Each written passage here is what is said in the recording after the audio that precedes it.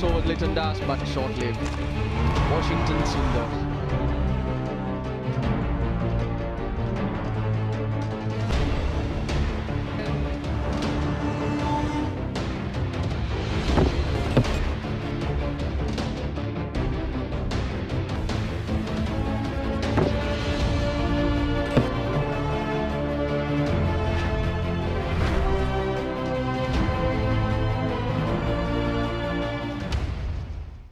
வணக்கம்.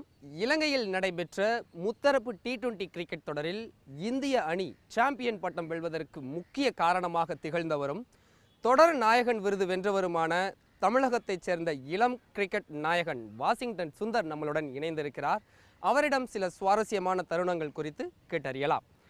வணக்கம் வாஷிங்டன். முதற்கண் நியூஸ் 18 தமிழ்நாடு சார்பாக எங்களுடைய வாழ்த்துக்களை தெரிவித்துக் கொள்கிறோம். இலங்கைக்கு எதிரான முத்தரப்பு T20 கிரிக்கெட் தொடர் உங்களுக்கான முதல் தொடரிலேயே தொடர் நாயகன் விருது. இதை நீங்கள் எப்படி பார்க்குறீங்க? கண்டிப்பாக இது ஒரு மிகப்பெரிய விஷயம் தான் என் வாழ்க்கையில் சொல்லலாம். ஃபஸ்ட்டு டோர்னமெண்ட்டு இந்தியாவை விட்டு வெளில ஆடுறது, ரொம்ப நாளாக டீம்ஸும் கூட ஸ்ரீலங்கா, பங்களாதேஷ் அந்த மாதிரி டீம்ஸோடு நல்லா பெர்ஃபார்ம் பண்ணது எனக்கு ஒரு கான்ஃபிடன்ஸ் பூஸ்டாகவே இருந்தது. ரொம்ப நல்ல டோர்னமெண்ட் எனக்கு. Now another special individual, hero of the series, Washington Sundar.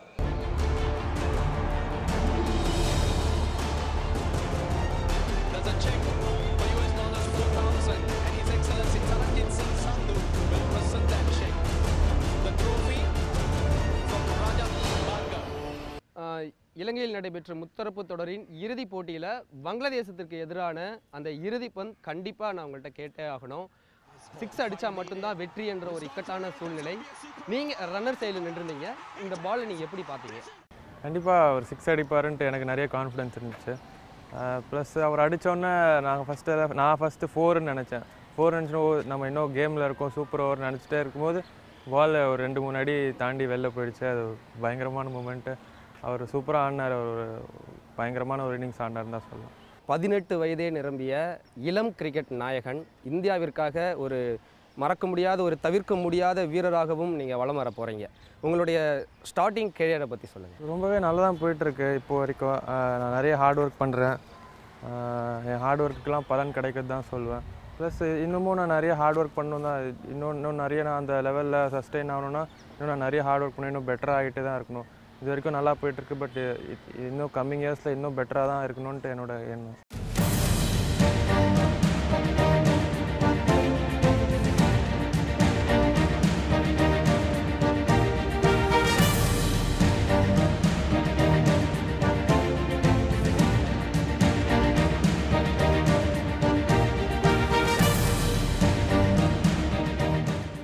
TNPL, IPL, இந்திய ஜூனியர், இந்திய சீனியர் என உங்களுடைய இந்த கிரிக்கெட் பயணத்தில் சாதனைகள் என்ன, சோதனைகள் என்ன? சாதனை எவ்வளோ இருந்துச்சோ சோதனையும் அவ்வளோ இருந்துச்சு. பட் அதெல்லாம் கடந்து வரவன் தான் இன்னும் பயங்கரமான ஒரு ஸ்ட்ராங்கான பிளேயர்னு சொல்லுவாங்க. அதே மாதிரி தான் எனக்கும் அந்த சோதனை எவ்வளோ இருந்துச்சோ அதெல்லாம் தாண்டி வரணும்னு எனக்கு எண்ணம் இருந்துச்சு. இன்னும் ஹார்டாக ஒர்க் பண்ணணும், இன்னும் பெட்டராக ஆகிட்டே இருக்கணும் கிரிக்கெட்டரான்னு இருந்துச்சு. ப்ளஸ் நான் சொன்ன மாதிரி நான் ஹார்ட் ஒர்க்கு எவ்வளோ ஹார்ட் ஒர்க் பண்ணுறனோ எவ்வளோ பலன் கிடைக்கும்னு எனக்கு ஒரு கான்ஃபிடன்ஸ் இருந்துச்சு. அதுக்கேற்ற மாதிரி வந்துட்டுருக்கு. ஸோ ரொம்ப ஹாப்பியாக ஃபீல். உங்களுடைய இந்த சாதனை பயணத்திற்கு அச்சாரம் போட்டதுன்னா நீங்கள் யாரை சொல்லுவீங்க? டெஃபினட்டாக சின்ன வயசுலேருந்து எங்கள் அப்பா தான் எனக்கு கோச்சு. வாஷிங்டன் 12 வயசு 10 வயசு இருக்கும்போது இன்றைக்கி ஒரு ரஞ்சி டிராஃபி கிரிக்கெட்டர், ஒரு இந்தியா கிரிக்கெட்டர் என்ன டிசிப்ளின், அது ஒரு டைம் ஃபேக்டராக இருக்கட்டும், ட்ரெஸ் கோடாக இருக்கட்டும், அது மைண்ட் செட்டாக இருக்கட்டும், இந்த சீரியஸ்னஸ் ஆஃப் த கேம், அது எல்லாமே அந்த 12 வயசுலேயே நான் அவனுக்கு ஆரம்பிச்சிட்டேன். ஏன்னா அந்த குழந்தைக்கு அந்தளவுக்கு இந்தியா ஆடுற பொட்டன்ஷியல் இருக்குன்றதை என்னால் 10 வயசுலேயே உணர முடிஞ்சது. எஸ்பெஷலி நான் சின்ன வயசில் இருக்கும்போது அந்த பேசிக்ஸ் தான் ரொம்ப ஸ்ட்ராங்காக ஆக்கிறதுக்கு அவர் தான் ஒரு பெரிய காரணம். ஸோ டெஃபினட்டாக ஒரு ஹியூஜ் ரோல் விளையாடினார். ப்ளஸ் எங்கள் அம்மா, என் ஃபேமிலி எல்லாருமே ரொம்பவே சப்போர்ட்டிவாக இருந்தாங்க.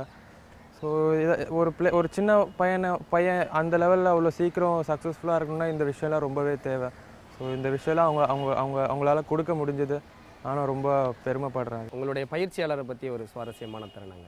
பயிற்சியாளர் இருக்காங்க எனக்கு 2-3 பேர். பட் இங்கே செந்தில்நாதன் ஒருத்தர் இருக்கார். அவர்கிட்ட ஒரு 6-7 வருஷமாக இருக்கேன். அவர் ரொம்ப சப்போர்ட்டிவாக எப்போவுமே என்கரேஜிங்காக இருப்பார் எனக்கு. இப்போவும் இருந்துட்டு தான் இருக்கார். எப்போது எனக்கு என்னன்னாலும் அவர்கிட்ட தான் போவேன். அவர் கஷ்டமே படாமல் எனக்கு எப்போவுமே நான் தான் ஃபஸ்ட்டுன்ற மாதிரி போட்டு எனக்கு எப்போவுமே வேலை முடிச்சு தருவார். ரன் அடிக்கலையோ இல்லை பவுலிங் சரியா இல்லையோ எந்த விஷயம்னா இருக்கலாம். ஸோ அந்த விதத்தில் நான் அவருக்கு ரொம்ப கடமைப்படுறேன். இலங்கை வங்கதேசுக்கு எதிரான தொடரில் வந்து நீங்கள் தினேஷ் கார்த்திக் மற்றும் விஜய் சங்கர் 3 தமிழக வீரர்கள் எப்பயுமே மைதானத்துக்குள்ள தமிழக வீரர்கள் இருந்தாலும் ஹிந்தி மற்றும் ஆங்கிலம் மட்டும்தான் உரையாடப்படும். ஏன்னா மற்ற வீரர்கள்ட்ட வந்து கான்வர்சேஷன் பண்ணுறப்ப அந்த ஹிந்தி ஆங்கிலம் மட்டும்தான் இருக்கும். இந்த முறை வந்து தமிழில் நீங்கள் அதிகமாக பேசுனீங்க. அது சமூக வலைதளங்களில் பயங்கரமாக ட்ரெண்ட் ஆச்சு.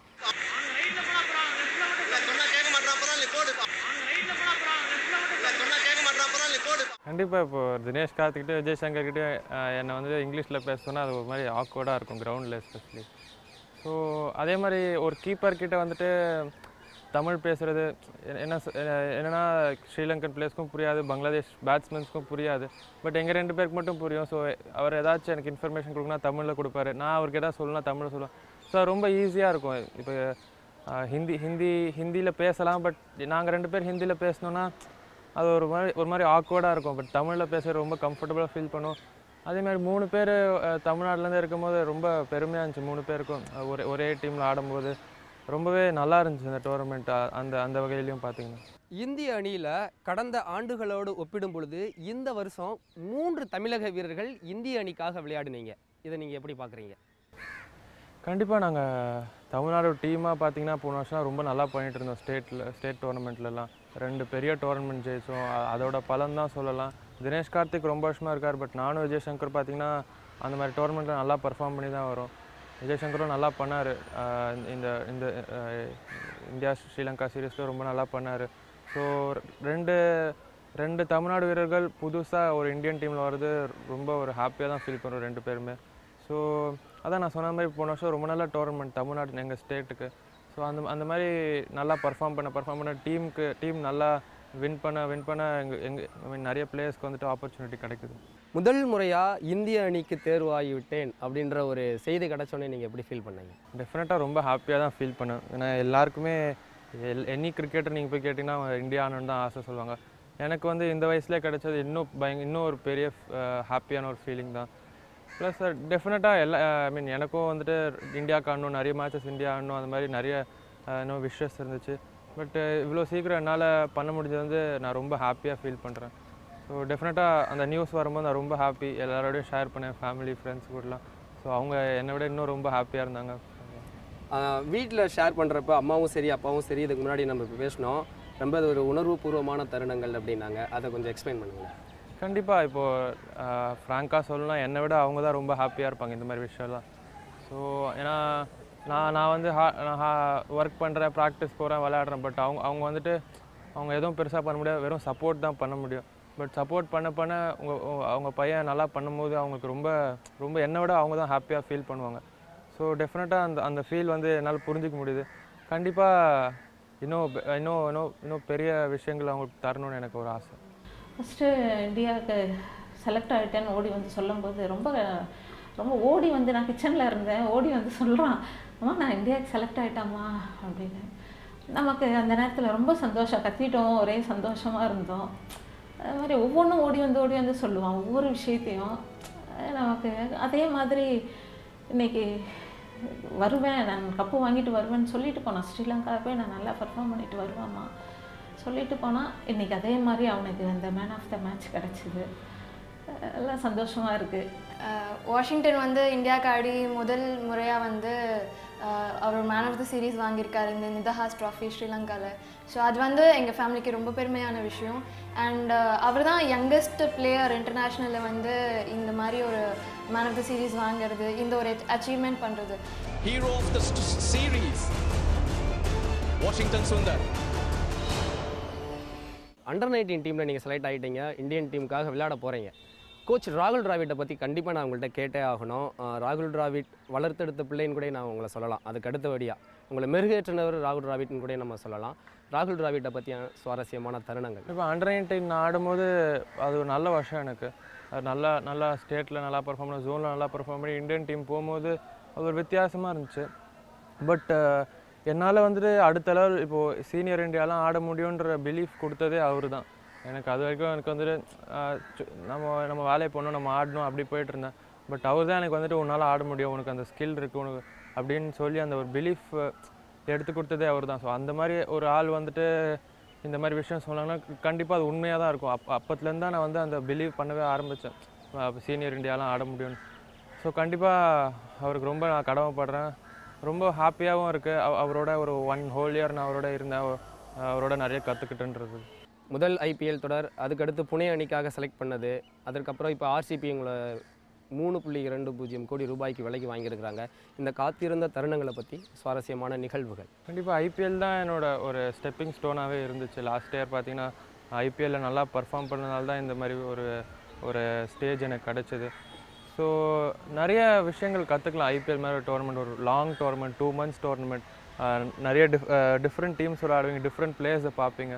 ஸோ அந்த மாதிரி என்ன சொல்கிறது, டிஃப்ரெண்ட் பிளேயர்ஸோட ஆட நிறைய கற்றுப்பீங்க, நிறைய லேர்னிங்ஸ் இருக்கும். ஸோ ஐபிஎல் பொறுத்த வரைக்கும், லாஸ்ட் இயர் பொறுத்த வரைக்கும் ரொம்ப நிறைய கற்றுக்கிட்டேன் நான் அந்த 2 monthsல. அது ஒரு பெரிய லேர்னிங்காக ஆஸ் அ கிரிக்கெட்டராக என்னை வந்து இம்ப்ரூவ் பண்ணுறதுக்கு ரொம்ப ஹெல்ப் பண்ணுச்சு. டெஃபினட்டாக இந்த வருஷமும் நல்லா இருக்கும்னு பிலீவ் பண்ணுறேன். ஆர்சிபி ஒரு பெரிய ஃப்ரான்ச்சைசி, அவங்களுக்கு ஆடுறதுக்கு ரொம்ப ஹாப்பியாக ஃபீல் பண்ணுறேன். ப்ளஸ் விராட் கோலி கீழே வர அவர் ஒரு இன்ஸ்பிரேஷன் எல்லாருக்குமே. அவர் கீழே ஆடுறதுக்கு ரொம்பவே எதிர்பார்க்குறேன். கடந்த ஆண்டு புனே அணிக்காக விளையாடிய தருணங்கள், தலை தோனிக்கு கீழே தோனியோடைய கண்ட்ரோலில் விளையாண்ட தருணங்கள், man of the match Pune அணிக்காக விளையாண்டு ஒரு மேன் ஆஃப் த மேட்ச் வென்றெடுத்தீங்க, அதை பற்றி. Oh yes, yes! What a strike for Washington Sundar.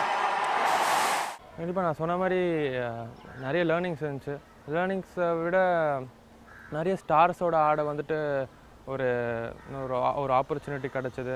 So அவங்களோட நிறைய இப்போ ஸ்டோக்ஸ், ஒரு ஸ்மித்து, தலை தோனி, இவங்களோடலாம் ஆட எனக்கு வந்து ஒரு நல்ல கான்ஃபிடென்ஸ் பூஸ்ட் ஆச்சு. அவங்க நிறைய விஷயம் சொன்னாங்க, நான் அதை இம்ப்ரூவ் பண்ணுற மாதிரி இல்லை கற்றுக்கிற மாதிரி நிறைய விஷயம் சொன்னாங்க. ஸோ அப்படியே ஆட ஒரு கேம் எனக்கு நல்ல ஒரு ஆப்பர்ச்சுனிட்டி கிடச்சிது மேட்ச் வின் பண்ணி தரத்துக்கு. என்னால் அதை பண்ண முடிஞ்சிச்சு. ஒரு மேன் ஆஃப் மேட்ச் வாங்கின ஒரு பெரிய மேட்ச்சில். ஸோ கண்டிப்பாக போன வருஷம் ஐபிஎல் வந்து ரொம்ப மெமரபிளான டோர்னமெண்ட் தான் சொல்லுவேன்.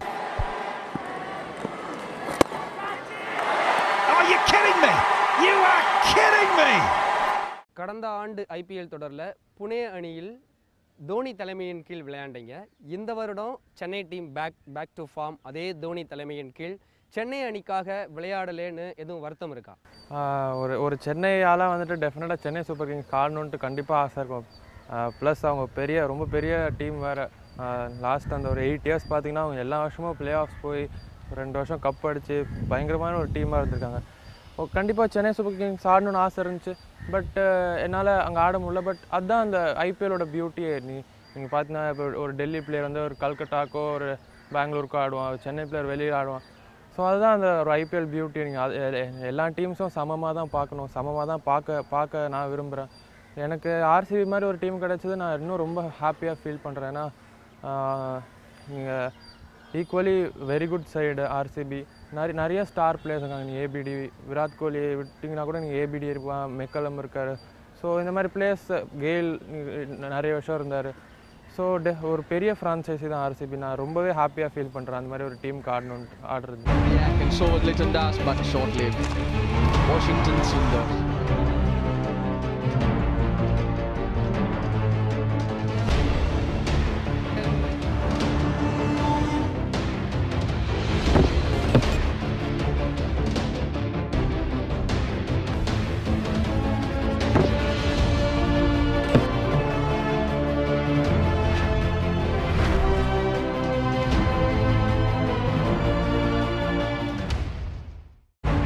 So was Litton Das, but short-lived.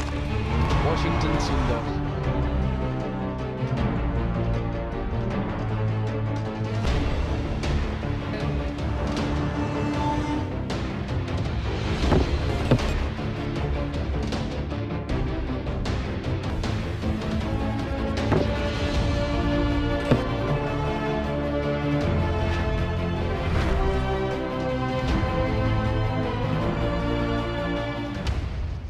இப்போ இந்தியன் டீம் அப்படின்றது வந்து ஒரு கிரிக்கெட் வீரருடைய கனவு.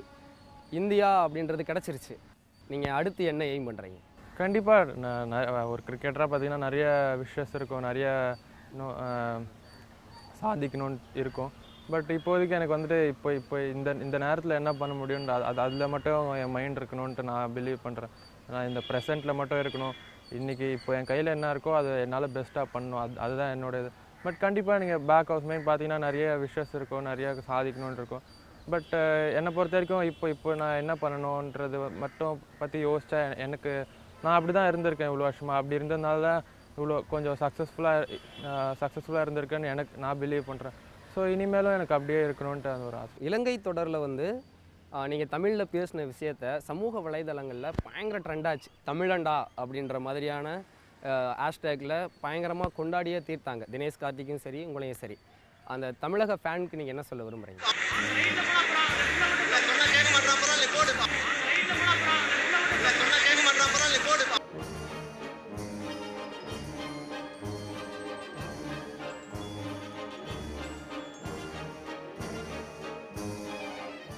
கண்டிப்பாக தமிழர்கள் எல்லாருமே பயங்கர ஸ்மார்ட்டான பீப்புள்.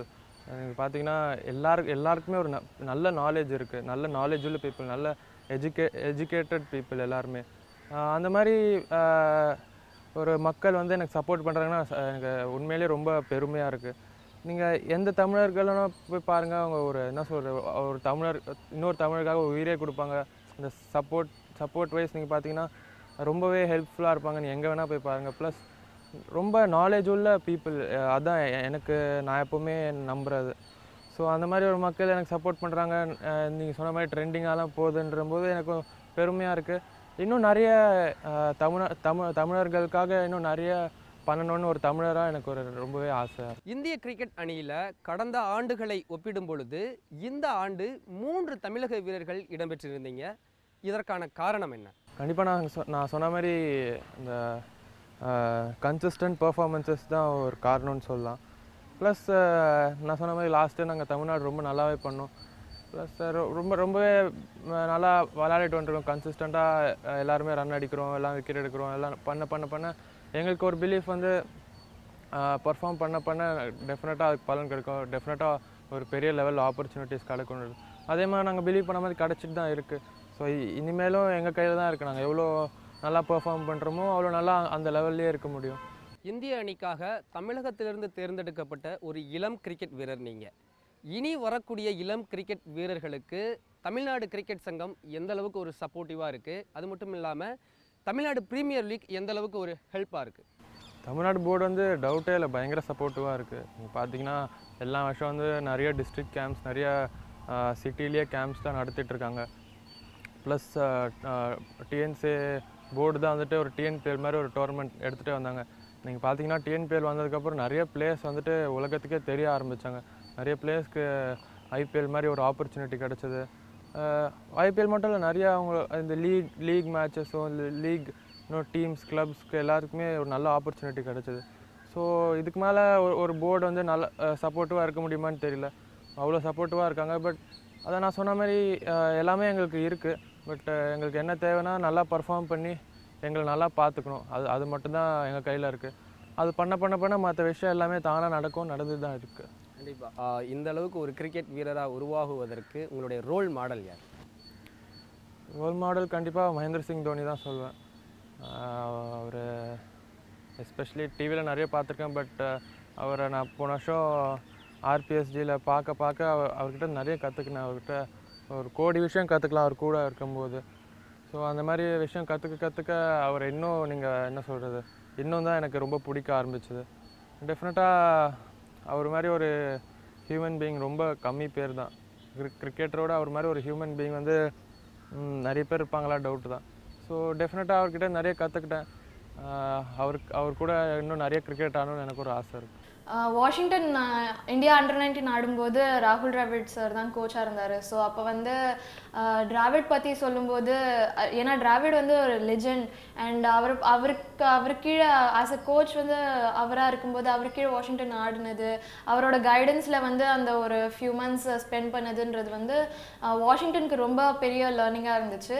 அண்ட் நான் வந்துட்டு அவர் வீட்டுக்கு வந்த அப்புறமா டிராவிட் எப்படி இருந்தார் அப்படின்னு நான் கொஞ்சம் க்யூரியஸாக கேட்கும்போது, வாஷிங்டன் கேப்டன் சொன்னது எல்லாமே ராகுல் டிராவிட் வந்து ரொம்ப ரொம்ப சப்போர்ட்டிவ், ரொம்ப என்கரேஜ் பண்ணுவார்.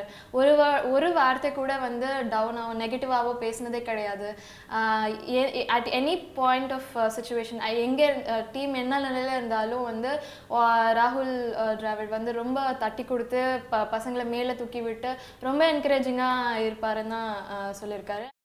ஒவ்வொரு கிரிக்கெட் ரசிகனும் எதிர்பார்த்து இருக்கக்கூடிய ஒரு கேள்வி, மைதானத்தை தாண்டி ட்ரெஸ்ஸிங் ரூம், அது மட்டும் இல்லாமல் வலை பயிற்சியில் உங்களுடைய நினைவுகளை பகிர்ந்து கொள்ளுங்கள். ரொம்ப ப்ரொஃபஷ்னலாக இருப்பாங்க எல்லாருமே. வெயில் குளிர்லாம் பார்க்க மாட்டாங்க, ரொம்ப ப்ரொஃபஷ்னலாக இருப்போம் எல்லாருமே. ப்ளஸ் கொஞ்சம் ஹார்டாக ஒர்க் பண்ணுவோம், அந்த லெவலில் கொஞ்சம் நல்லா பர்ஃபார்ம் பண்ணோம், அதர் கண்ட்ரிஸோட ஈக்குவலாக பர்ஃபார்ம் பண்ணோம். அவங்களுக்கு அதிகமாக பெட்டராக பண்ணணுன்னா டெஃபினட்டாக நீங்கள் நெட்டில் அவ்வளோ ஹார்ட் ஒர்க் பண்ணணும், ஜிம்மில் நீங்கள் அவ்வளோ ஒர்க் பண்ணணும், அந்த மாதிரி விஷயம்லாம் நிறைய இருக்குது. கண்டிப்பாக இப்போ இந்தியன் டீம் பார்த்திங்கன்னா பயங்கர ஒரு ஃபிட்டான டீமாக தான் இருக்காங்க. நீங்கள் யார் பார்த்தீங்கன்னாலும் சரி பயங்கர ஒரு ஃபிட்டாக இருப்பாங்க இந்தியன் டீம், இப்போ கரண்ட் இந்தியன் டீம். ஸோ டெஃபினட்டாக அந்த ஒரு பிராண்ட் வந்து எடுத்துகிட்டு வந்துட்டாங்க, பிளேயர்ஸும் சரி சப்போர்ட் ஸ்டாஃபும் சரி. ஸோ இதுக்கப்புறம் வந்துட்டு இஃபட்டால் ஏதாச்சும் இருந்துச்சுன்னா இம்ப்ரூவ்மெண்ட்டாக தான் இருக்கும். இன்னும் நிறைய 2019 வேர்ல்ட் கப் வர வருது, அதுக்கு ஸோ அந்த மாதிரி ஒரு பெரிய டோர்னமெண்ட் உள்ளே போகிறதுக்கு முன்னாடி இன்னும் பயங்கரமாக இம்ப்ரூவ் பண்ணணுன்னு தான் அவங்க எல்லாருமே. 2019ஆம் ஆண்டு உலகக்கோப்பையை மறக்கவே முடியாது. அந்த உலகக்கோப்பையில் நீங்கள் கண்டிப்பாக இடம் பெறுவீங்க அப்படின்றது எங்களுடைய கணிப்பு. அதை பற்றி உங்களுடைய கருத்து? கண்டிப்பாக ஒரு எனி கிரிக்கெட்டர் நீங்கள் போய் கேட்டிங்கன்னா ஒரு வேர்ல்ட் கப் ஆடணுன்னு தான் ஆசை. கண்டிப்பாக அதுவும் இந்த மாடர்ன் ஜென்ரேஷன் மாடர்ன் கிரிக்கெட்டில் வந்துட்டு வேர்ல்ட் கப் மாதிரி ஒரு டோர்னமெண்ட் வந்துட்டு ஒரு பயங்கரமான ஒரு ஹிட்டு தான். Every time once in 4 years நடக்குது. நீங்கள் எனி பீப்புள் நீங்கள் கேட்டு பார்த்தீங்கன்னா அவங்க வந்துட்டு வேர்ல்ட் கப் எப்போ வருது தான் கேட்பாங்க. பழைய காலத்தில் எப்படி ஃபுட்பால் இருந்துச்சோ இப்போது கிரிக்கெட் அப்படி ஆகிட்டு வருது. ஸோ டெஃபினட்டாக ஒரு கிரிக்கெட்டராக எனக்கும் வேர்ல்ட் கப் ஆடணுன்னு ரொம்ப ஆசை. அதுக்கு தேவையான முயற்சி நான் பண்ணிட்டு தான் இருப்பேன். மிச்சது கடவுள் கையில் தான். Right hand bowler, left hand batsman, இதனுடைய ரகசியம் என்ன? Batsman looking to hit the ball out of the park too often and had to pay the price. That was a key wicket at that scene. In form, the off spinner picking that. Man, I love that. 3 balls, 3 6s. Washington Sunder, the man in form. Blocking sixes like this. Fantastic boundary later. ரகசியம் எனக்கு கேட்டிங்கன்னா எனக்கு பெருசாக தெரியாது. எங்கள் அப்பா தான் என்னை லெஃப்ட் ஹேண்டராக ஆக்கி விட்டார்னு நினைக்கிறேன். இந்த ரகசியம்னா, நான் சின்ன வயசில் W ராமன் ஒருத்தர் இந்தியாவுக்கு விளையாடினார். அவரும் நானும் ஒன்றா படித்தோம் ஒரே ஸ்கூலில், 6ஆம் கிளாஸ்லேருந்து +2 வரைக்கும் ஒன்றா நிறைய கிரிக்கெட் ஆடிருக்கோம். ஸ்கூலுக்கு அப்புறமும் நிறைய கிரிக்கெட் ஆடிருக்கோம். ஸ்கூலில் மட்டும் இல்லை, ஸ்கூலுக்கு அப்புறமும் ஃபஸ்ட் டிவிஷனு, TNC 11 அதிலலாம் ஒன்றா சேர்ந்து ஆடிருக்கோம். அவர் லெஃப்ட் ஹேண்டர் பேட்ஸ்மேனு. சின்ன வயசுலேருந்து அவரோட ஸ்டாண்ட்ஸு, அவரோட கேம் வந்து எனக்கு ரொம்ப பெரிய தாக்கம் இருந்தது. ரொம்ப எக்ஸ்ட்ராடனரி பிளேயர் அவர். ஸோ வாஷியை வந்து அந்த மாதிரி சின்ன வயசில் ஒரு லெஃப்ட்டில் நான் டென்னிஸ் பாலில் போடும்போது லெஃப்ட்டில் சும்மா ஆடிட்டு இருப்பான் எங்கள் வீட்டுக்குள்ளே 4 வயசும்போது. எனக்கு ராமனை மாதிரி கொஞ்சம் கொண்டு வரணுன்ற ஒரு இது எனக்கு வந்தது. ஸோ அந்த ஸ்டாண்ட்ஸ் கொண்டு பார்த்தீங்கன்னா சின்ன குழந்தை வயசில் வாஷி ஆன ஸ்டாண்ட்ஸ் எல்லாம் பார்த்தீங்கன்னா அப்படியே ராமனை இது பண்ணுற மாதிரியே இருக்கும். ஸோ அப்படி தான் நான் லெஃப்ட் ஹேண்டரை ஆரம்பித்தேன். அவர் ஒரு நேச்சுரல் வலது கையில் த்ரோ அடிக்கிறது, அந்த எழுதுறது அதெல்லாம் இருந்ததுனால, ஸோ போலிங் போடுறதுக்கு அந்த கை பலமாக இருக்கணுன்றதுனால அதை பண்ணோம். பட் ஆனால் இது ஒரு நல்ல ஒரு காம்பினேஷன் நான் பிலீவ் பண்ணேன். வளர நான் நிறைய இடத்துல பார்க்க மாட்டேங்க ஒரு லெஃப்ட் ஹேண்ட் பேட்ஸ்மேன், ஒரு ஆஃப் ஸ்பின்னர். ஸோ அது ஒரு நல்ல ஒரு காம்பினேஷன். அதை வச்சு நான் நல்லா யூஸ் பண்ணணுன்ட்டு எனக்கும் அந்த ஒரு எண்ணம் இருந்துச்சு. ஸோ இன்னும் மேலே போக இன்னும் பெட்டராக ஒரு ஆல்ரவுண்டராக நான் பண்ணிகிட்டே இருக்கணும்னு தான் எனக்கு ஒரு ஆசை. இப்போ அந்த லெஃப்ட் ஹேண்ட் ரைட் ஹேண்ட் காம்பினேஷனை பற்றி நம்ம பேசினோம். இந்த இலங்கைக்கு எதிரான முத்தரப்பு கிரிக்கெட் தொடரில் பேட்டிங் அவ்வளோவா உங்களுக்கு கிடைக்கலன்னு நீங்கள் ஃபீல் பண்ணுறீங்களா? கண்டிப்பாக ஃபீல் பண்ணுறதுக்கு நேரம்லாம் கிடையாது. ப்ளஸ் எஸ்பெஷலி அந்த லெவலில் எனக்கு ஆப்பர்ச்சுனிட்டின்னு கிடைக்கும் போது நான் இன்னும் 120% நான் ரெடியாக இருக்கணும். அதுதான் என்னோட எண்ணம். ஸோ அது இருந்தாலே போதும். இந்த கவலைப்படுறது பேட்டிங் கிடைக்காது அதெல்லாம் கண்டிப்பாக அந்த லெவலில் யாருக்குமே இருக்காது. ப்ளஸ் அதான் சொன்ன மாதிரி எனக்கு எப்போ ஆப்பர்ச்சுனிட்டி கிடைக்குதோ நான் 20-30 டைம்ஸ் பெட்டராகவே இன்னும் ரெடியாகவே இருக்கணும். அதுதான் என்னோட எண்ணம். உங்களுடைய பவுலிங் ஸ்பெஷல் என்ன? அந்த விரலில் பவுலிங் போடக்கூடிய சுழற்பந்து வீச்சாளர் இந்தியாவிலேயே இப்போ நீங்கள் தான் இருக்கீங்க கரண்ட்டில். அதை நீங்கள் எப்படி பார்க்குறீங்க? இப்போ எனக்கு ஆப்பர்ச்சுனிட்டி கிடைக்குது. இந்த ஆப்பர்ச்சுனிட்டியை நான் நல்லா கையில் வச்சு நல்லா பர்ஃபார்ம் பண்ணி நான் முன்னுக்கு போகணுன்ட்டு தான் நான் எதிர்பார்க்கணும். மற்ற எந்த விஷயமும் யோசிக்கக்கூடாது, யோசிக்கவும் மாட்டேன். ப்ளஸ் இப்போ நான் எப்படி கிரிக்கெட்டராக பெட்டராகிட்டே இருப்பேன் எவ்ரிடே, அதுதான் மேட்டர். எப்படி ஒரு டோர்னமெண்ட்லேயும் என்னால் ஒரு விஷயம் பெட்டராக பண்ண முடியுதுன்னு தான் மேட்டர்.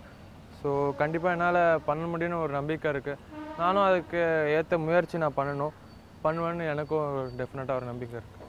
இப்போ தமிழகத்தில் அடுத்த அஸ்வின் அப்படின்னு சொல்லி வாஷிங்டன் சுந்தரை கொண்டாடிக்கிட்டு இருக்காங்க. கண்டிப்பாக அஸ்வின் வந்துட்டு ஒரு லெஜெண்ட் தான் சொல்லலாம். அவர் பண்ண ஒரு பிரேக் பண்ண ரெக்கார்ட்ஸோ இல்லை அவரோட பெர்ஃபார்மன்ஸஸோ பார்த்தீங்கன்னா நீங்கள் வந்துட்டு பயங்கர ஒரு லெஜெண்டரி கரியர் தான் அவர் கடந்து போயிட்டுருக்காரு. கண்டிப்பாக அவர் ஒரு பயங்கர இன்ஸ்பிரேஷனாக எனக்கு இருந்திருக்காரு. அவர்கிட்ட வந்து நிறைய கற்றுக்கணுன்னு எனக்கும் ஆசை, நிறைய கற்றுக்கிட்டும் இருந்திருக்கேன் அவர் பார்த்து. ஸோ கண்டிப்பாக அவர் ஒரு பயங்கரமான எனக்கு ஒரு இன்ஸ்பிரேஷனாக இருந்திருக்காரு, இனிமேலும் இருப்பாருன்னு எனக்கு ஒரு நம்பிக்கை இருக்குது. வாசி, இந்த கிரிக்கெட் உலகில் இந்த சாதனை பயணங்களில் நீங்கள் தவறவிட்ட தருணங்கள்னு ஏதும் இருக்கா? கண்டிப்பாக ஒரு லாஸ்ட் 3 இயர்ஸாக பார்த்தீங்கன்னா நான் ரொம்ப வீட்டிலே இல்லை. அது ஒரு மிஸ்ஸிங்ஸ் தான் சொல்லலாம். பட் அந்த மாதிரி விஷயம் எவ்வளோக்கு எவ்வளோ சாக்ரிஃபைஸ் பண்ணுறனோ அவ்வளோக்கு எவ்வளோ எனக்கு நான் முன்னுக்கு போவேன்னு எனக்கு அந்த பிலீஃப் இருக்குது. ஸோ கண்டிப்பாக அந்த விஷயங்கள்லாம் சாக்ரிஃபைஸ் பண்ணி தான் ஆகணும். இதுக்கப்புறமும் நான் நல்லா கிரிக்கெட் ஆடிட்டே இருந்தேன்னா டெஃபினட்டாக வந்துட்டு அந்த மாதிரி விஷயம் வந்துகிட்டே தான் இருக்கும். பட் அதை நான் எப்படி கடந்து போகிறேன்றது தான் பெரிய விஷயம். அவனை பிரிஞ்சது தான் கஷ்டமாக இருக்கும். அவன் 1 மாதம் ஊரில் இருப்பான். அந்த நேரத்தில் ரொம்ப கஷ்டமாக இருக்கும். கோவிலெல்லாம் போயிட்டு சாமி கும்பிடும்போதெல்லாம் சாமி முன்னாடி சாமி பார்க்க முடியாது என்னால். அவன் தான் நிற்கிற மாதிரி அழுவேன் நான். ஆனால் இன்றைக்கி நான் என் குழந்தைய பிரிஞ்ச காலங்க இன்றைக்கி எனக்கு பலன் கிடச்சிருக்கு. என் குழந்தை இந்த அளவுக்கு வந்திருக்கான்.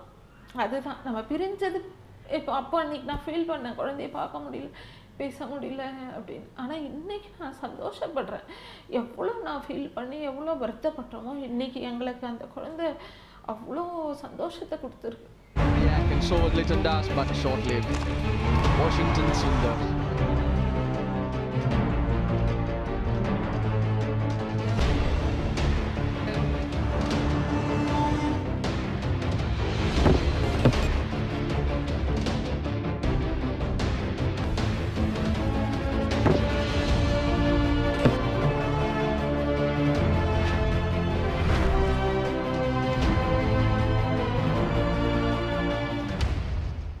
வாஷிங்டன் என்ற பெயருக்கு பின்னாடி இருக்கக்கூடிய வரலாறு என்ன?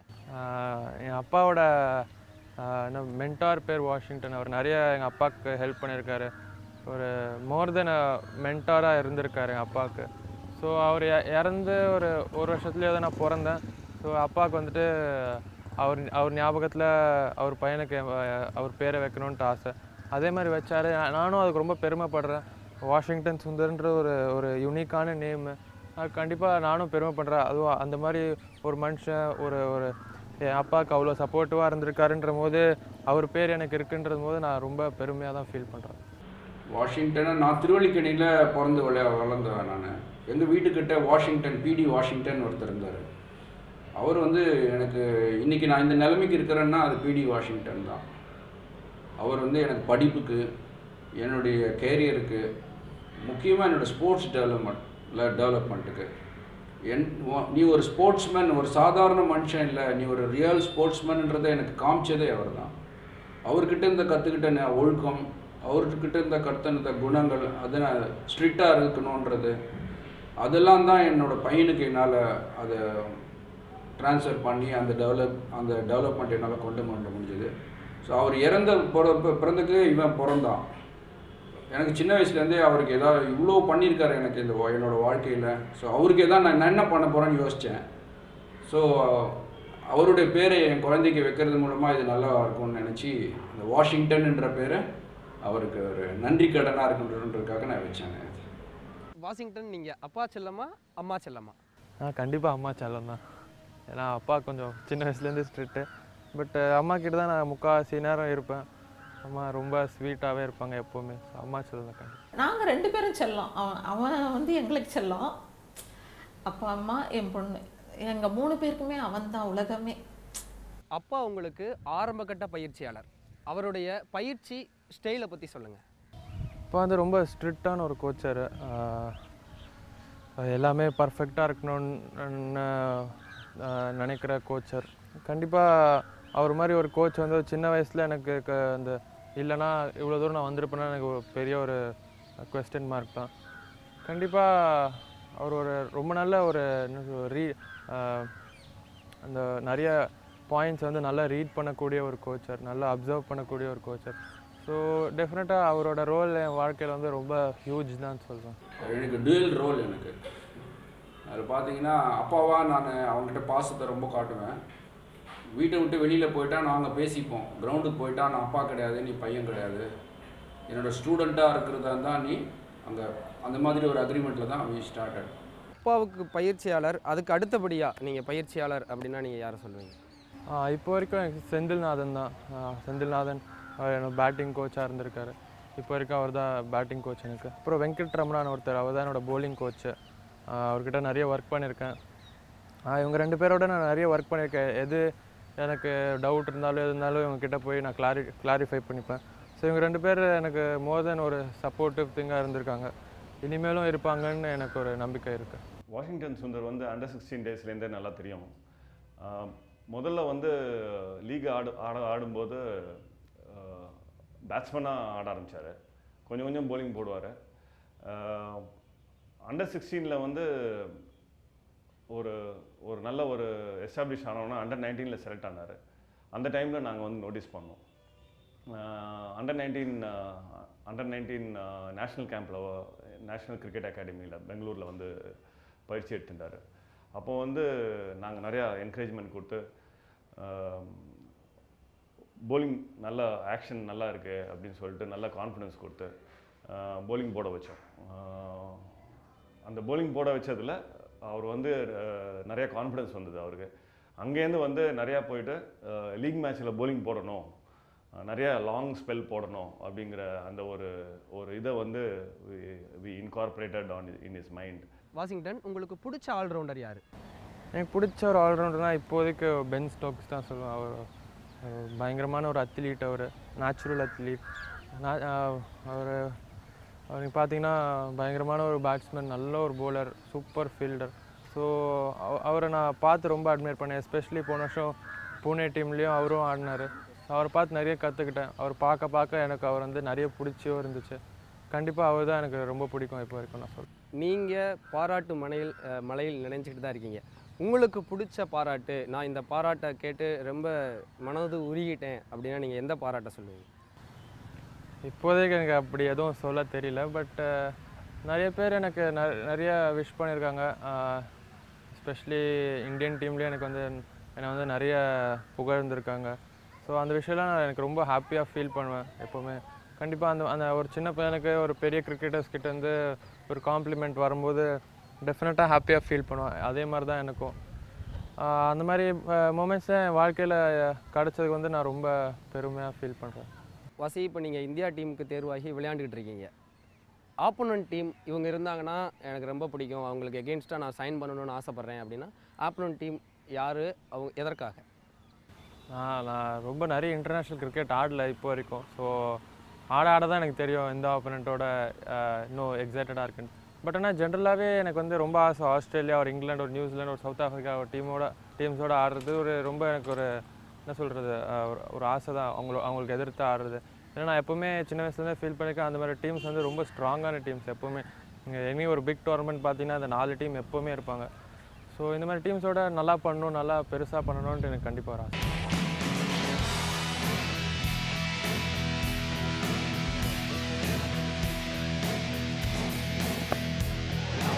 Man, I love that. 3 ball, 360. Washington Sunder, the man in form, liking sixes like this at will. Fantastic boundary-laden innings. Look to play.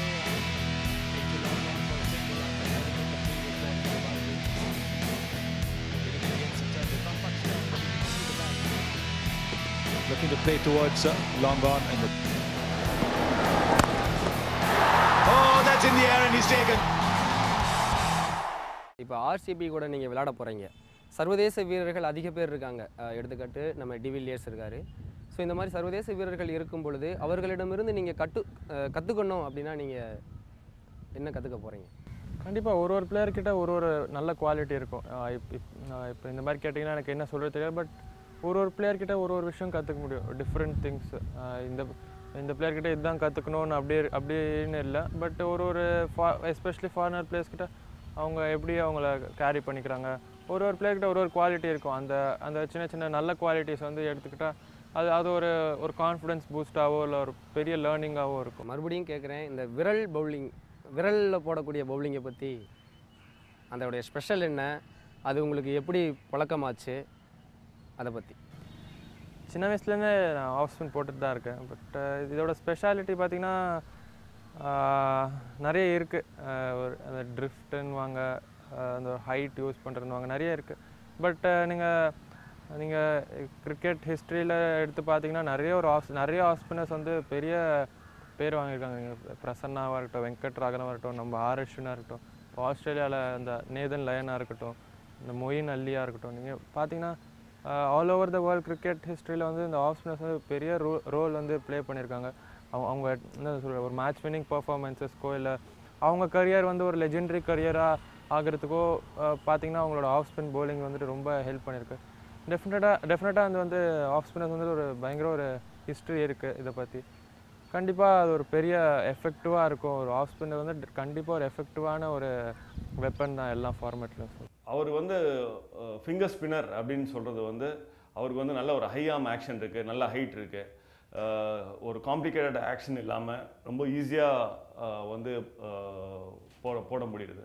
அதனால வந்து அவருக்கு வந்து எங்களுக்கு சொல்லிக் கொடுக்கறதுக்கு ரொம்ப ஈஸியாக இருந்தது.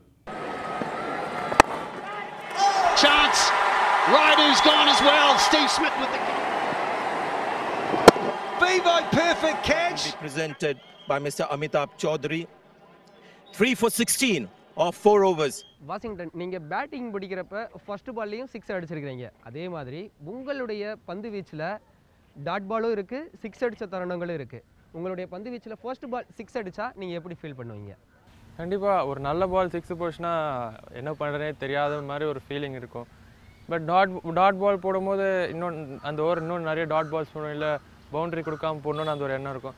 பட் ஆனால் T20 பொறுத்தவரைக்கும் அந்த பியூட்டியே வந்துட்டு 6 போனாலும் சரி, டாட் பால் போட்டாலும் சரி, ஒரே மாதிரி மைண்ட் செட் வச்சுக்கிறது ரொம்ப இம்பார்ட்டன்ட். 6 அடித்து நீங்கள் ரொம்ப கவலைப்பட்டீங்கன்னா அடுத்த 2 பால் நீங்கள் என்ன பண்ணுவீங்க, இன்னும் 2 6 கூட கொடுக்கலாம். அதுமாதிரி டாட் பால் போட்டு ரொம்ப குஷியாக இருக்கும்போது அடுத்த 2 பால் நீங்கள் 6 கொடுக்கலாம். ஸோ அது ரொம்ப இம்பார்ட்டன்ட். உங்களை நீங்கள் எப்படி கேரி பண்ணிக்கிறீங்க அந்த ஒரு ஓவர். ஏன்னா என்னென்னா நடக்கலாம், ஒரு ஓவரில் எவ்வளோனா போகலாம். ஸோ 6 அடிக்கும் போதும் சரி, டாட் பால் போடும்போதும் சரி, விக்கெட் எடுக்கும் போதும் சரி, கரெக்டாக அந்த பேலன்ஸ், அந்த மைண்ட் செட், உங்களோட ப்ரிப்பரேஷன் வழியாக நீங்கள் போய்கிட்டே இருக்கணும். ஸோ அது ரொம்ப இம்பார்ட்டன்ட். நிறைய தருணங்கள் இருந்திருக்கு. அதாவது என்னுடைய பாலில் 6 அடித்தா கண்டிப்பாக ஃபீல் பண்ண முடியாது. ஸோ அந்த உணர்ச்சிகளை நான் கட்டுப்படுத்தி தான் ஆகணும். அடுத்தடுத்த பந்து வீச்சில் டாட் வைக்கக்கூடிய ஒரு பவுலிங்கை நான் வீசணும், சிறந்த பந்து வீச்சை வெளிப்படுத்தணும் அப்படின்னு நீங்கள் சொன்னீங்க. நீங்கள் போட்டு 6 அடித்து வித்தியாசமாக உணர்ந்த தருணங்கள்னால் எதை நீங்கள் நினைவூட்டுவீங்க? ஒரு T20 ஃபார்மேட் ஆடும்போது நிறைய பேர் அஸ் அ பவுலராக நிறைய ரன் கன்சீட் பண்ணுவாங்க, 6 4லாம் போகும். நானும் அது மாதிரி கொடுத்துருக்கேன். ஃபஸ்ட் ஓவரே ஒரு 6, இல்லை ஃபஸ்ட் ஓவரே ஒரு 2 4, இல்லை ஃபஸ்ட் பால் 6லாம் கொடுத்துருக்கேன், அடிச்சிருக்காங்க. பட் நிறைய டைம்ஸ் வந்துட்டு அதுலேருந்து நல்லா முடிச்சிருக்கேன் அந்த ஓவர். அதுதான் என்னை பொறுத்த வரைக்கும் இம்பார்ட்டன்ட்.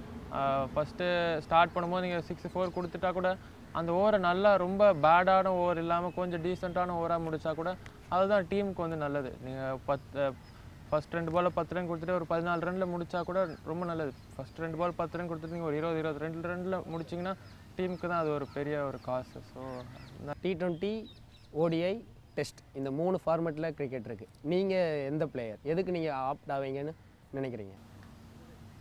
எனக்கு 3 ஃபார்மேட்லேயும் ஆப்டாக இருக்கணும்னு ஆசை. அதுக்கேற்ற ஒர்க் பண்ணால் கண்டிப்பாக அது 3 ஃபார்மேட்லேயும் இருக்க முடியும்னு எனக்கு ஒரு பிலீஃப். கண்டிப்பாக டெஸ்ட் கிரிக்கெட் வந்து ஒரு பயங்கர ஒரு ஹிஸ்ட்ரி. வருஷம் ரொம்ப ஜென்ரேஷன் வைஸாக டெஸ்ட் கிரிக்கெட் போயிட்டுருக்கு. ப்ளஸ் டெஸ்ட் கிரிக்கெட் இருக்கிறதுலே இன்னொரு பயங்கர ஒரு டெஸ்ட் ஆஃப் கேரக்டர் தான் சொல்ல இருக்கும். ஸோ அந்த கிரிக்கெட் ஆடுறது எனக்கு ரொம்ப ஆசை. கண்டிப்பாக ஒரு ஃபார்மேட்டுக்கு நீங்கள் டிஃப்ரெண்ட்டாக ப்ரிப்பேர் பண்ணினா கண்டிப்பாக அதுலேயும் என்ன சொல்கிறது நல்லா எக்ஸல் பண்ண முடியும். இப்போ தமிழ்நாட்டிலேருந்து ஒரு டோர்னமெண்ட்டில் 3 பேர் தமிழக வீரர் விளையாடக்கூடிய ஒரு நிகழ்வுகள் நடந்துருச்சு. தமிழக கிரிக்கெட் வளர்ச்சியை நீங்கள் எப்படி பார்க்குறீங்க, அதுக்கப்புறம் இந்திய கிரிக்கெட் வளர்ச்சியை நீங்கள் எப்படி பார்க்குறீங்க, இரண்டுக்குமான ஒப்பீடு சொல்லுங்கள். இந்தியன் கிரிக்கெட் வளர்ச்சி நான் சொல்லவே வேண்டாம். லாஸ்ட் 2 இயர்ஸ்லேயே நீங்கள் பார்த்துருப்பீங்க எவ்வளோ பயங்கரமாக விளையாடிட்டு இருக்கான்ட்டு. இந்தியன் டீம் வந்து இந்த சவுத் ஆஃப்ரிக்காவோட அந்த ஒரு டெஸ்ட் சீரீஸ் மட்டும்தான் தோற்றுருக்காங்க. மற்றபடி நீங்கள் சவுத் ஆஃப்ரிக்கா பீட் பண்ணியிருக்காங்க, சவுத் ஆஃப்ரிக்காவில் ஆஸ்திரேலியா, இங்கிலாந்து, நியூசிலாந்து எல்லாரையும் பீட் பண்ணியிருக்காங்க. ஸோ இந்தியன் கிரிக்கெட்டோட வளர்ச்சி வந்து பயங்கரமாக ஒரு அந்த பயங்கர கிராஃபில் தான் போயிட்டுருக்கு, ஒரு டவுட்டே கிடையாது. இதுக்கப்புறமும் இன்னும் பெருசாக தான் பண்ணுவாங்கன்ட்டு எல்லாருமே நம்பிக்கை இருக்குது. ஆஸ் அ கிரிக்கெட்டர்ஸாக ஆஸ் இந்தியன் பிளேயர்ஸாகவும் எல்லாருக்குமே அந்த ஒரு நம்பிக்கை தான் இருக்குது. இன்னும் பெட்டராக தான் நம்மளால் பண்ண முடியும் அப்படின்ட்டு. தமிழ்நாடு கிரிக்கெட் பொறுத்த வரைக்கும் நிறைய பேர் இருக்காங்க, நிறைய பேர் நல்லா பெர்ஃபார்ம் பண்ணிருக்காங்க எல்லா வருஷமும். மேட்டர் ஆஃப் ஆப்பர்ச்சுனிட்டிஸ் தான் எல்லாருக்குமே. ஒரு நல்ல ஒரு பிரேக்கு கிடச்சோ, ஒரு நல்ல ஒரு என்ன சொல்லுவோம் நல்ல பர்ஃபார்மன்ஸோ அவங்க வாழ்க்கையும் மாறும். ஸோ நிறைய கிரிக்கெட்டர்ஸ் இருக்காங்க. ப்ளஸ் தமிழ்நாடு ஸ்டேட் டீமும் எனக்கு ரொம்ப ஆசை. தமிழ்நாடு ஸ்டேட் வந்து ரஞ்சி ட்ராஃபி அடிக்கணும்னு நான் விளையாடி அந்த ஒரு ஆசை இருக்குது. கண்டிப்பாக அது கூடி சீக்கிரம் நடக்கும்னு நான் நம்புகிறேன். நீங்கள் முதல் முறையாக இந்திய அணிக்காக ரவி சாஸ்திரி கையிலிருந்து அந்த கேப் வாங்குகிற தருணங்களை பற்றி சொல்லுங்கள். கண்டிப்பாக ரொம்ப ஒரு பயங்கரமான மூமெண்ட் தான். ரவி சாஸ்திரி ஒரு பெரிய கிரிக்கெட்டர், என்ன மாதிரி அவர் ஒரு ஆல்ரவுண்டர். அவரை மாதிரி நான் ஒரு ஆல்ரவுண்டர். ஸோ அவர் ஒரு லெஜெண்டு. அவர் பக்கத்தில் இருக்கும் போதே அந்த ஒரு பயங்கரமான ஒரு வைப் கிடைக்கும் அவங்களுக்கு. ப்ளஸ் அந்த மாதிரி ஒரு பெரிய கிரிக்கெட்டர் வந்துட்டு எனக்கு கேப் கொடுக்கும்போது, அவரோட சப்போர்ட் எனக்கு இருக்கும்போது கண்டிப்பாக எனக்கு நிறைய கான்ஃபிடென்ஸ், எனக்கு பிலீஃப் மாதிரியே நிறைய வருது. ஸோ ரொம்ப ப்ரௌடான ஃபீல். அவருடைய பயிற்சி அதை பற்றியான அவரோட பயிற்சி ரொம்ப சிம்பிள். ஒரு பிளேயர் ஒரு மாதிரி ஒரு விஷயம் சொல்லுவார், என்ன தேவையோ அது மட்டும் தான் சொல்லுவார். ரொம்ப சொல்லி கன்ஃபியூஸ் பண்ணுறதோ இல்லை எதுவும் இல்லை. பயங்கரமான ஒரு சப்போர்ட்டிவ் கோச்சாக எனக்கு இருந்திருக்கார் இப்போ வரைக்கும். அவரோட சப்போர்ட்டு ஒரு இந்தியன் கிரிக்கெட் இந்தியன் டீமோட கோச் சப்போர்ட் வந்து ஒரு சின்ன பையனுக்கு இல்லைன்னா அந்த சின்ன பையனால் பெருசாக பண்ண முடியுமா ஒரு டவுட். பட் எனக்கு வந்து அது ரொம்பவே கிடச்சிருக்கு. ஸோ அதுக்கு நான் ரொம்பவே ஹாப்பியாக ஃபீல் பண்ணுறேன். கண்டிப்பாக தோனி தலைமையின் கீழேயும் நீங்கள் விளையாண்டுருக்கீங்க, அடுத்து விராட் கோலி தலைமையின் கீழ் நீங்கள் விளையாட போகிறீங்க. இந்த 2 தலைவர்களையும் நீங்கள் எப்படி பார்க்குறீங்க, அவர்களுக்கு உண்டான வேறுபாடு என்ன? 2 பேருமே completely different personalities. So different பர்சனாலிட்டிஸ்ன்ற போது டிஃப்ரெண்ட் கேப்டன்ஸாகவும் தான் இருப்பாங்க. தோனி பார்த்தீங்கன்னா ரொம்ப காம், ரொம்ப கூலான ஒரு மனுஷர். பட் விராட் கோலி ரொம்ப அக்ரெசிவ், ரொம்ப எல்லாமே பர்ஃபெக்டாக இருக்கணுன்ற மாதிரி ஒரு மனுஷன். ஸோ 2 பேருமே டிஃப்ரெண்ட் கேப்டன்ஸ். 2 பேர்கிட்டையும் ஆட வாய்ப்பு கிடைக்கும் போது அது ஒரு நல்ல விஷயம். ஆஸ் அ கிரிக்கெட்டர் நானாக வந்துட்டு அவங்க கீழே ஆட நான் வந்து க்ரோ ஆவேன். ஸோ அந்த மாதிரி தான் நான் பார்க்குறேன். கண்டிப்பாக ரொம்பவே எக்ஸைட்டிங்காக இருக்குது விராட் கோலிக்கு ஆடுறது. இந்த ஆர்சிபி மாதிரி ஒரு க்ரௌடு முன்னாடி ஆடுறது ரொம்ப ஹாப்பியாக ஃபீல். இன்னும் சாதனை படைக்க நிறைய களங்கள் இருக்கிறது. மென்மேலும் சாதனை படைத்து தமிழகத்தையும் சரி இந்தியாவையும் சரி உலக அளவில் வந்து உயர்த்தி பிடிக்க எங்களுடைய நியூஸ் 18 தமிழ்நாடு சார்பாக எங்களுடைய வாழ்த்துக்கள்.